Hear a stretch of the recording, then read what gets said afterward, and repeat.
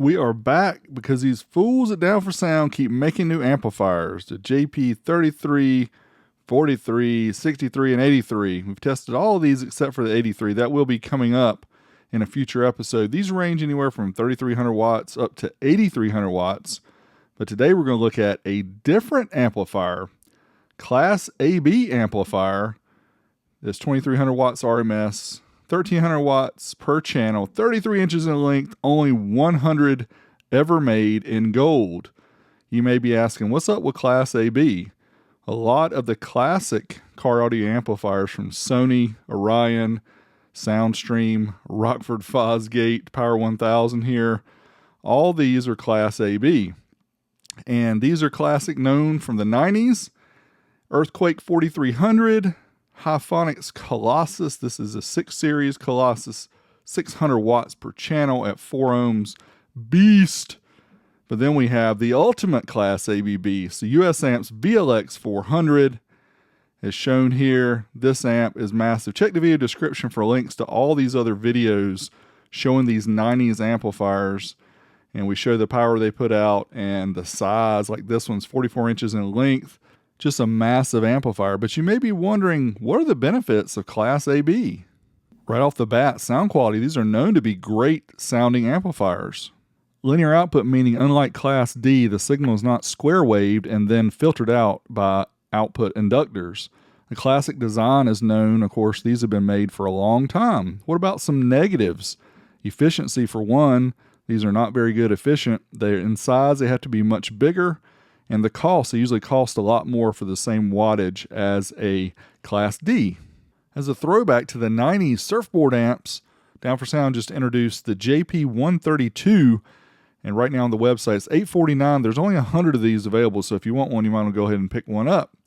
We got this joker in, and as you can see, it takes up a good portion of my table. Let's open it up and take a closer look.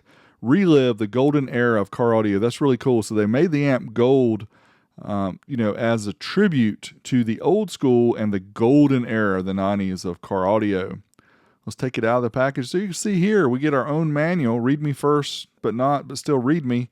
And we got some specifications here. We're going to go over those here in just a minute, so you'll be able to see more details. 300 amp fuse is required, obviously an external. You can't get an ATC fuse in 300 amp, people.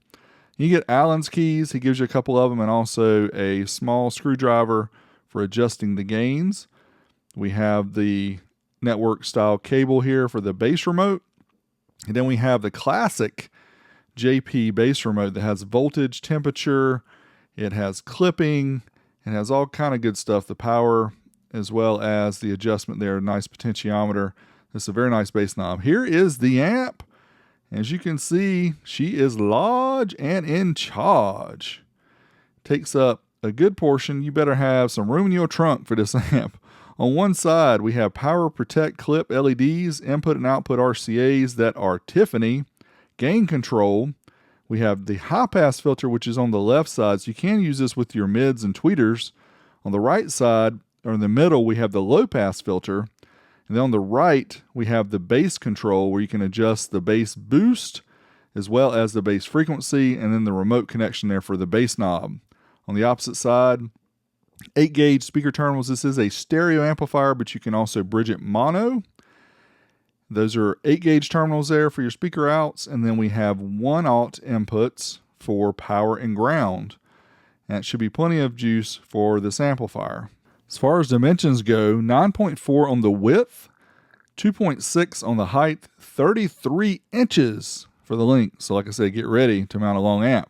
Rating, stereo, 300 by 2, 750 by 2 at 2 ohms, 1300 by 2 at 1 ohm, mono, 1550 at 4 ohms, 2300 at 2 ohms.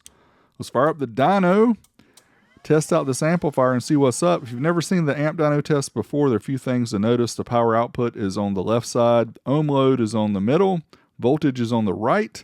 At the top, we also have the clamp meter. We will show you efficiency to find out how well this amp does with efficiency. First up, stereo test. And first off, we're going to do the 4 ohm test. It's rated 300 watts by 2 at 14.4 volts. Let's try it out here. Using the lithium bank, so our voltage will be a little high. And boom, 522 and 520. Yeah, boy. Let's reset the dyno here for the uncertified test. Takes us up to clipping, and this is a very interesting result you'll see. 522 and 520, which is exactly what we got to 1% THD. So once it hits distortion, it's done. Now let's try the dynamic test. All these tests in stereo are done at 1 kilohertz. So we're using the IHF tone here. Voltage is a little bit higher than 14.4, which is what they want for IHF, but we got 556 and 566. Now, no, before you say anything else, we want to see lower voltage. Okay, here you go. Let's try lower voltage at 4 ohms, right at 14 volts, 472, channel equalization for the win, awesome output power. Efficiency, don't expect Class AB to be great, but almost 71% at 4 ohms is not bad.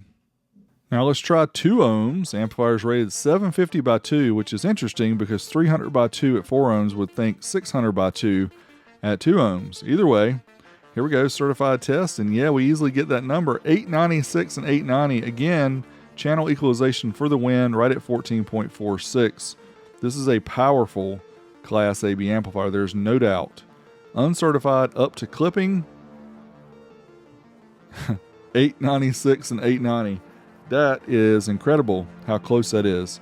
14.44. Again, we're getting more than you're paying for here.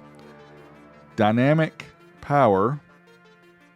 Notice how the channels equal out here. It's very interesting how close they get. But 1036 and 1035 at 14.7. Very nice power. Efficiency is going to drop as expected at 2 ohms. 66% for a Class AB. Still not very bad. All right, now 1 ohm, 1300 watts per channel is what it's rated at 14.4. Again, the math doesn't quite equate.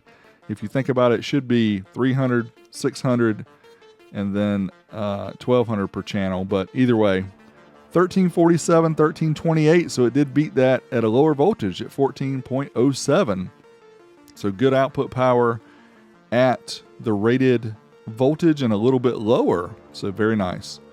Uncertified to clipping. I think you know where this is going. 1348, 1328, getting exactly what you're advertised. Dynamic RMS power. This amp has dynamic headroom, as you can see here. Over 1700 watts. 1 ohm stereo. The Down4Sound JP132, rated 1300 watts, so very good there. Now efficiency at 1 ohm can drop even more, 63.2% at 1 ohm. Now let's bridge the amp using the left positive, right negative speaker output leads, and let's try 4 ohms first. Amplifier is rated 1550 watts at 14.4. All these tests are done at 40 hertz. Here we go.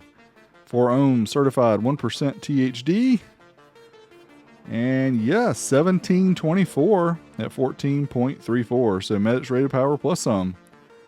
Reset the dyno here for the uncertified test. See if we get equilibrium across these two tests. Probably not, because the voltage is going to drop just a little bit more. Let's see what we get here. 17, keeps counting. 1768 at 14.28. Reset that dyno one more time, big boy. Let's try that dynamic burst. 40 hertz. 4 ohms bridge mono. 1928.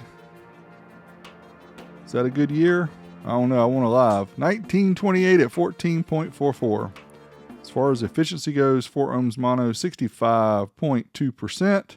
So expect a lot of your power going in to turn into heat. That is what happens with Class AB amps. 2 ohms mono, rated 2300 watts at 14.4. Here we go. Certified test, 1% THD. Yeah, boy, 2521, 14.13. Nice. It's always nice to have an amplifier that looks good, performs well. Uncertified up to clipping. 2 ohms bridge mono. That's 1 ohm per stereo channel, for those of you who don't know that. Right at 2700 watts, 2698, 13.95. All right, now let's try the dynamic test, see how much headroom we have. See how, oh, look at this. over 3,000. Keeps counting. 3113, 14.49. Nice. Now what about the efficiency at 2 ohms bridge? We don't expect very good, and we don't get it 55%. All right, here we have the results of all the tests. You can pause this if you want to see it. Please don't screenshot this and share it on social media. You're killing me. I did all these tests, so y'all have to watch this stuff, not just take a screenshot. But overall, the amp did well, performed at or above its rated power at every channel or every ohm, every test, every blah. I can't talk today. What about how it sounds with the quad box? Let's fire up a few test tracks. First off, 4 ohms mono. Let's try it.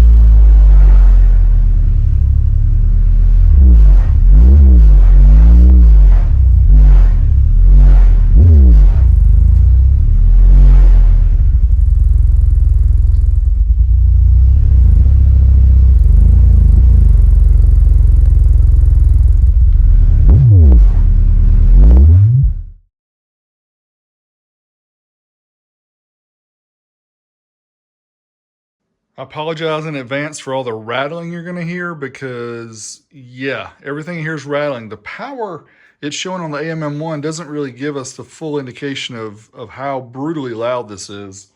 But let's try the woofer test. We have the quad box wired to 1 ohm mono.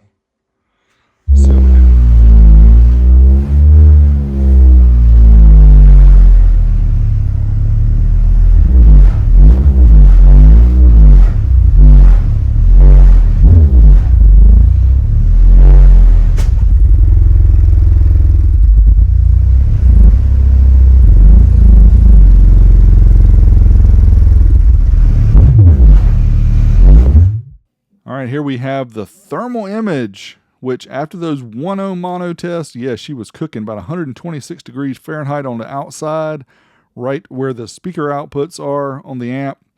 And yeah, she got hot. So if you're using this amp, powering subwoofers at low ohm loads, make sure you give it some nice area for cooling. Now let's find out what's inside. Again, with the bottom panel of this amp, you can kind of see it, but we're going to take that off a little bit better so you can get a better look. Disconnect the 2 active fans. The other one just stays on the board. Here we go. As far as the power supply, it has 24 RF3205 TO220 MOSFETs. And then for the audio output, there's 32 TO247 BJT transistors. So beef, 2200 microfarad, 100 volt for the rail capacitance. And then you can see where the boards connect here. I assume this is for making it easier to repair it, but just slide the power supply board against the other one. And EDKH, you can look up what that means. Let's talk about the pros and cons, things I like and what I think could be better, at least things to be aware of. The good stuff, old school looks, Class AB for SQ heads, 1.0 inputs, Tiffany RCA's baby, crossover flexibility, use it with subs, mids, or tweeters. Yeah, you could use this for powering your tweeters. Remote base connection, very nice. Exclusive 100 limit of run in gold of these, so make sure you pick one up. Cons are things to consider. Yeah, there's only 100 of them, so they're going to be gone soon. It is a Class AB surfboard, which means it's inefficient. Getting hot in here, running on subwoofers, it's going to get hot, so make sure you have plenty of ventilation.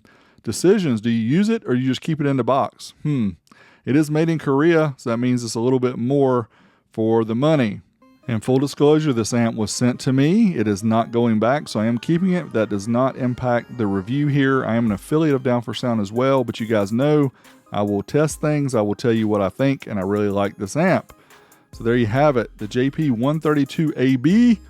I think Down4Sound is taking a risk doing Class AB amps, but they seem to be selling pretty well, and I think people like them. This retro thing is hot right now. These amps look super cool. They sound great. So there you have it, the JP132ab. This is Big D. Until next time, you know where I'm at. I'm out of here.